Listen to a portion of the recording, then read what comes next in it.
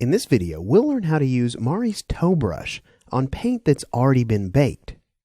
Alright, great. So what I'm looking at here is kind of the flattened UV version of the head patch. You can see I've rotated that around a little bit, so we're staring right at the projected face. So I do have that layer selected over here inside my diffuse layer stack, that image projection layer that I've mentioned in previous videos. And I wanted to introduce you to a tool that I've used in numerous occasions, and it's really sort of saved my tail. So it's called the Towbrush here inside of MARI, and you can use this tool to modify paint that's already been baked onto a channel. So let's go ahead and show you where that is. If we look over here inside the toolbar, it's not actually visible right now for me. I know that it is hidden, but I can click on this little double arrow down at the bottom, and we can come over here and grab the Towbrush right over here, just like so. Now, the Towbrush has three different modes that it operates in. It can either clone features, it can heal features, or it can move features. So let's go ahead and kind of take a look at these one by one here.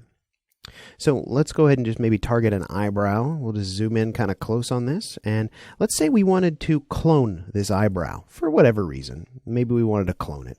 I'll just come over here and basically draw a selection around that. And it's a lasso style of selection. So I'm drawing that with my stylus right on my tablet. And I've made that selection. So now what we can do here is mouse over this. And you can see that my cursor actually changes to a hand. So with that cursor hovering over that selection, I just simply need to left click and drag, and watch what happens. We move that selected feature up and away. And now all we need to do is simply bake. So I'll just go ahead and tap the B key on my keyboard. And you can pretty clearly see that we've baked that new eyebrow into position. One thing that's important to consider here, though, is that if you look at both the eyebrows, this one seems to be not as high a quality as this one. In this one, you can see a lot more of that individual hair detail in kind of this area here. It gets a little bit blurry here. So kind of a pro tip for you when using the Towbrush, this has to do with the resolution of the patch and the resolution of your paint buffer. This patch is set to a resolution of 2K. You can see that right over here. Now remember, my paint buffer rather is set to a resolution of 4K. So we're kind of balancing between the two. We're pulling this detail off of a 2K patch into a 4K paint buffer, then moving it and baking it back down. So a lot of this is basically as a result of that change in resolution. So kind of my tip for you in regards to this, let me just undo back a few times. Here we go. My tip for you would be to zoom in as close as possible on the detail that you're planning on towing. What we can do to gain some more screen space is we can tap the home key on our keyboard, and that'll hide those palettes over on the right. And that'll allow us to zoom in really closely here on the eyebrow. Now, an important thing to consider is the boundaries of the paint buffer are not necessarily the boundaries of the canvas in this instance. So we can sort of visualize those by zooming out on the paint buffer. Again, holding the Z key to access that zoom paint buffer tool.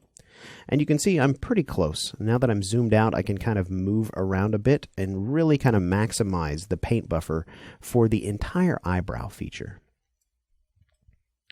We'll just kind of move it down like so.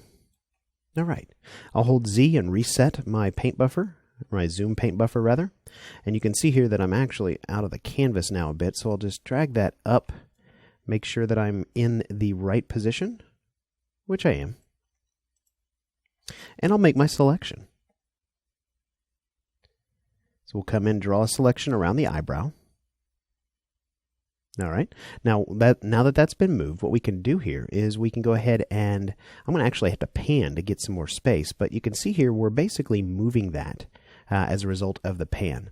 Now, the unfortunate thing is we're going to end up with this crispy edge right here, which is not what I want to do. So let me just kind of move this over and up. And you can see here that there we go. Now we're starting to get kind of some blending action going on along the edge of that moved selection.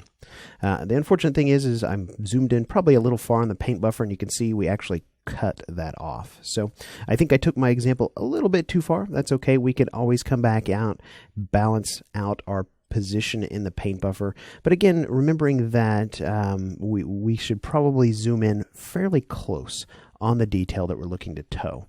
The further you are away from it, the worse this detail will get when you actually toe it. So if I go ahead and bake that down now, you can see there we've retained a little bit more of that individual strand detail in this area here. All right, great. Now, in reality, we probably don't want to clone an eyebrow. Humans only have 2 of those, so we don't necessarily need an extra one. But what we might want to do is move this eyebrow. So I'll just switch over here to the third option, which is called Feature Move. We can now, with Feature Move, basically, again, make a selection around the eyebrow, just like so. And now what I can do is I can again mouse over it, click when the icon is a hand, and we can move this detail. I'm going to move it up, and you can see what's kind of happening here. We're basically taking this detail, moving it up, but the area that is being filled in the former location of the eyebrow is kind of this area we've moved it to. So we're basically moving that detail and then healing over the old one. So again, at this point, we could go ahead and bake that. And that solidifies that change. Now, one thing to keep in mind when you're doing this, sometimes you need to sort of undo or kind of put a stop to the process before you've actually baked the paint into its new location. So in this case, I've made my selection. That paint has been pulled into the paint buffer. I can go ahead and move that just like so. And now, what if I want to say, okay, I missed a part of the eyebrow and I want to undo this? Well, what we can do is we can simply try and clear the paint buffer, but notice that it doesn't immediately clear because we're still in Towbrush mode. So the one keyboard shortcut we need to remember in this case is the apostrophe key. So if I hit the apostrophe key, it's going to clear any kind of selection that was made. Now we couldn't see that selection anymore because I'd already moved or I had towed the paint. But by hitting the apostrophe key, it clears all selections of the tow brush. And now we can come up here and just clear the paint buffer. And there we go. All right. So the last feature, or the last mode I want to talk to you about is this center one here. It's called Heal Mode. Basically, in a case like this, maybe we don't want to move the eyebrow. Maybe it's in the wrong position. We know it's in the wrong position, and we just want to start over and creating that detail with the Paint Through tool.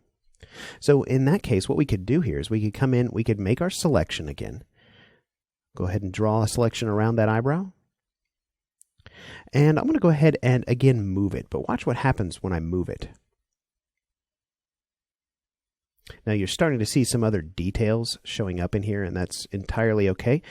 We don't necessarily need to worry about that. I'm just going to move that up a bit to where we can't see that. And you can see here what we're doing here is we're taking the detail in the area where we moved that eyebrow to, and we're using that to heal the area that had the eyebrow in it. You can actually see that freckle right there is actually duplicated. So at this point, we could go ahead and bake this down. And again, we've healed that area. Now, in a case like this, we may want to heal multiple times, or we may want to tow multiple times just to omit some of these duplicated details. So I could come over here and take this area, for example, and maybe tow it over to here. We could take this area here and maybe tow it over to the right some. And there we go. Now we've got a much more believable healing of that particular area right there, where we had that eyebrow previously. Now there's a couple of properties with this tool that are sort of hidden, and I want to show those to you as we wrap this video up. So if we come over here and right-click on our toolbars and jump into the Tool Properties palette right here, I'm going to just dock that in. We've got two different properties here for the tow brush that are not visible in the Tool Properties toolbar. We have a fall-off setting. This is going to control how the towed paint blends with the new painted area. Lower values are going to be cause for more smooth blending, and higher values are going to be something that results in sharper blending. The value property right below that is how much of the original color is preserved.